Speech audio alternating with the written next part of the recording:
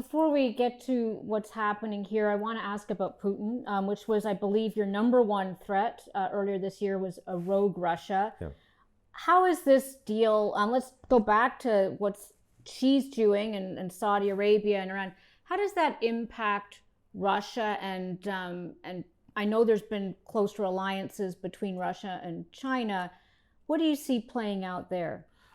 I think the fact that the Chinese are more willing to say that the U.S. is engaged in escalating with support for Ukraine, with sanctions against Russia, that is something that makes the Chinese feel more comfortable. They have cover to now have Xi Jinping make a trip to Moscow and say, okay, we're buddies, let's work on a whole bunch of other stuff. Mm-hmm. They wouldn't have said that 3 or 6 months ago. The American narrative was doing better in that environment. It's an interesting point.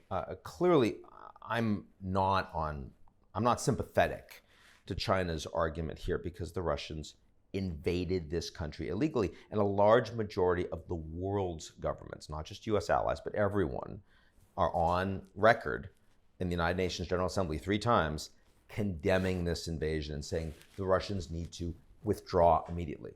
But when Xi Jinping goes and talks to Putin, he's not going to say that. He's going to say, let's have a ceasefire.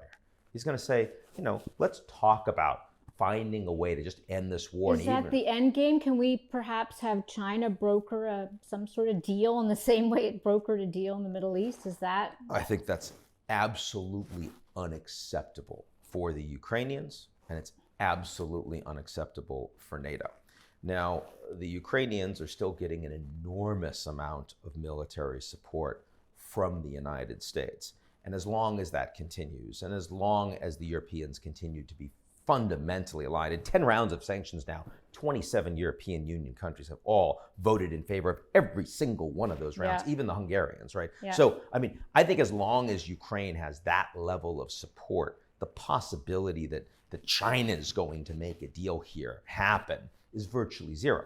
But let's imagine a situation where suddenly the Americans don't provide as much support with the 2024 election coming up. Let's imagine a situation where Trump, for example, gets the nomination and is saying, "This we don't want World War." Where you sit? From the Republican side, he's the most popular person. If you were to have a vote today, he'd win. I don't know, but it's certainly a risk, right? Yeah. So I'm just saying that on Russia-Ukraine, the Ukrainians have a lot of uncertainty about how much support they're going to get in 2024.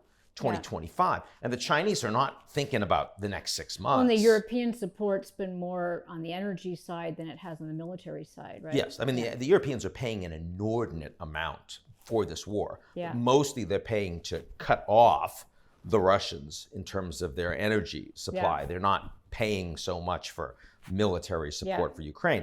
But the point is that support is fully aligned. If that starts to erode and the Ukrainians suddenly aren't performing as well on the ground, and let's see what the counteroffensive in the coming weeks for Ukraine looks like. So there's a lot of uncertainty here.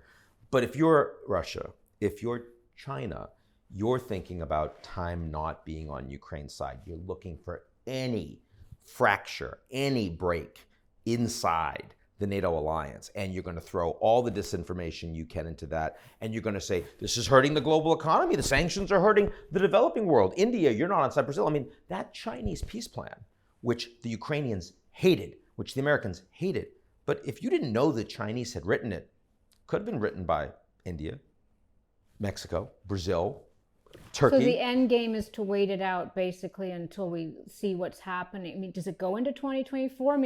I don't know. Again, I don't want to cover the whole landscape here, but from where you sit, what would you be watching in the next few weeks with regard to what's happening in Ukraine since it's so top of mind? Well, in the near term, you're watching for, do the Ukrainians get the ammunition they need to be able to both do this counteroffensive in the coming weeks, April, May latest, and they need a lot, and the Americans don't have it, right? The Americans have some, but they're going to have to get it from all over the world. The amount that's required is 750,000 155 millimeter rounds. That's a lot, right? Yeah.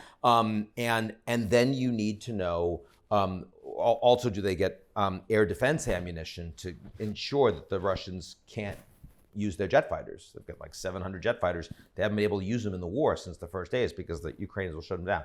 So first we need to see that, and then we need to see how successful the Ukrainian counteroffensive is. And if it's very successful, if they're able to break the land bridge between Russia and Crimea, then suddenly the Ukrainians might be much more willing to engage in negotiations because they would have the upper hand in terms of Russia's ability to even continue to provide supply for Crimea, which is a red line for the Russians. If, on the other hand, they're much less successful than that, we see the Ukrainians get bogged down. We see the Russians do another call up of a couple 100,000 more troops. And suddenly the Americans are more uncertain about 2024 support on the back of a debt limit crisis in the US this summer, with elections coming up, the Europeans starting to get a little squishy, some of them saying, like Macron did back in the G20 in Bali, hey, we'd like the Chinese to help. Suddenly, China's call for a ceasefire might seem a lot more attractive to a lot of people. So this is really in play right now. Yeah. Yeah. No, very interesting.